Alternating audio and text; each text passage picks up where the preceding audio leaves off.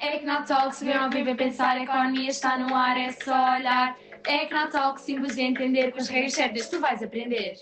Sejam muito bem-vindos ao Ecnotalks, o podcast onde a economia fala a tua língua. Hoje vamos falar sobre a utilização dos rendimentos, a unidade 7. Já recebeste o teu ordenado numa mesada ou até algum dinheiro de trabalhos ocasionais e pensaste: e agora? Gasto tudo ou guardo uma parte? Pois é, o destino que damos ao nosso rendimento, se gastamos, se poupamos ou se investimos, tem impacto direto não só na nossa vida pessoal, mas também na economia de um país inteiro.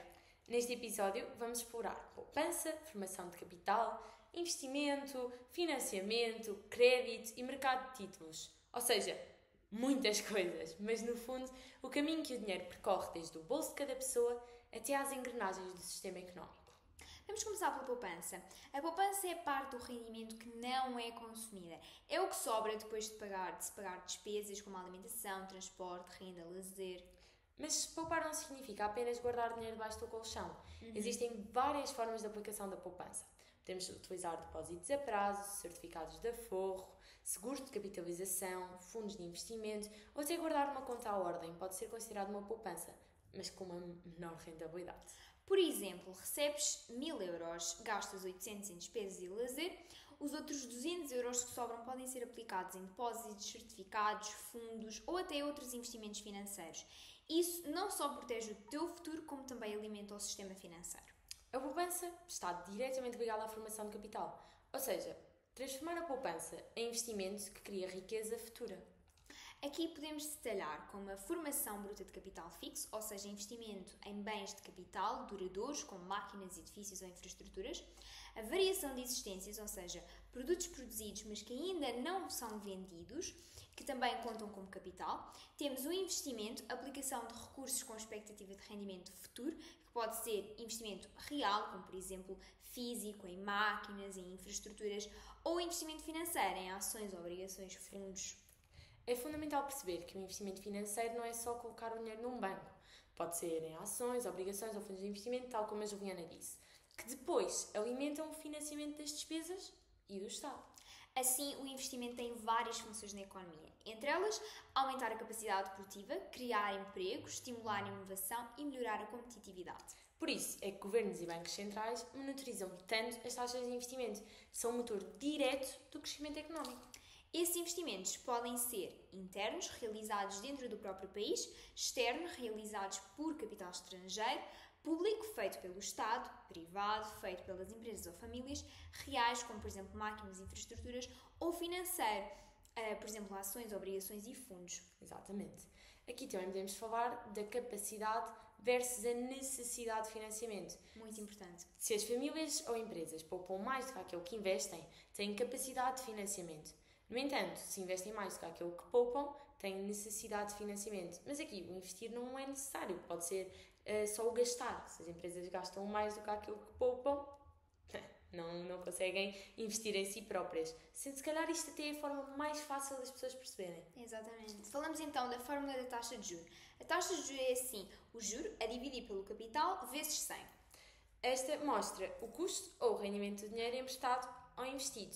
Agora, andamos a falar muito de investir e tal, mas para isso é preciso financiamento, principalmente se forem investimentos grandes, não é o nosso próprio investimento em ações, obviamente. Exatamente. Mas o investimento de uma empresa, por exemplo, em novos materiais ou algo do género, maquinaria pesada, é caro, é preciso financiamento. E este pode vir do quê? De capitais próprios, lucros que são reinvestidos, de capitais alheios, como crédito bancário, emissão de obrigações, empréstimos externos, ou até do Estado, como isto, quando é ele próprio a fazer, é a emissão de dívida pública, as obrigações do Tesouro, bilhetes do Tesouro, certificados de aforro. No entanto, também o Estado pode investir em empresas se achar que tem o potencial e se achar que tem retorno.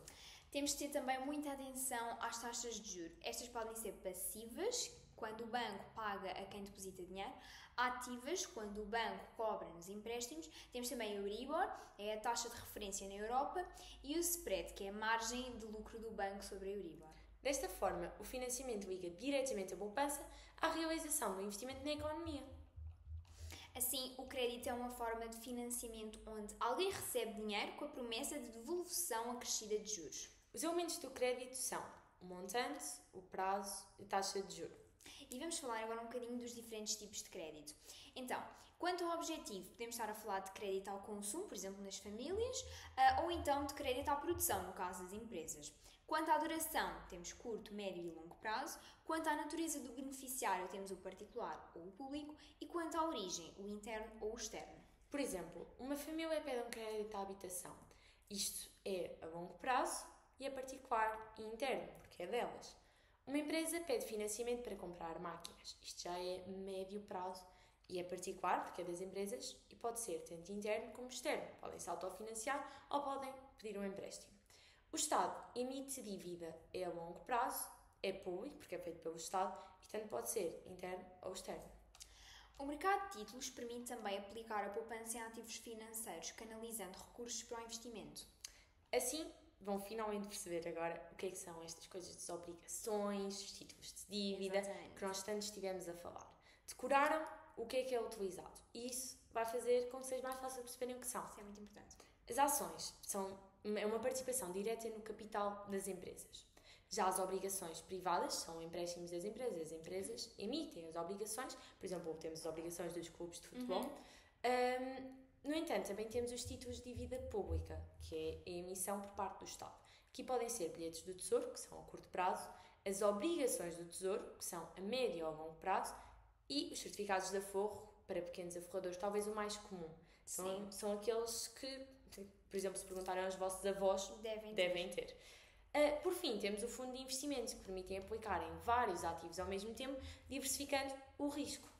Quem investe em títulos de dívida pública ou fundos está a financiar diretamente o Estado e as empresas, ajudando a economia, obviamente, a crescer. É tudo por hoje. Analisámos que o rendimento pode ser consumido ou poupado, mas a poupança é fundamental para investir e financiar a economia. Falámos de formação de capital, investimento financeiro, crédito, mercado, títulos. Cada decisão de poupança ou investimento tem um impacto direto na economia. No fundo, cada euro que decides gastar, poupar ou investir influencia a tua vida e o desenvolvimento económico à tua volta. Por isso, já sabes, continua a seguir o Econotalks para mais. Até à próxima!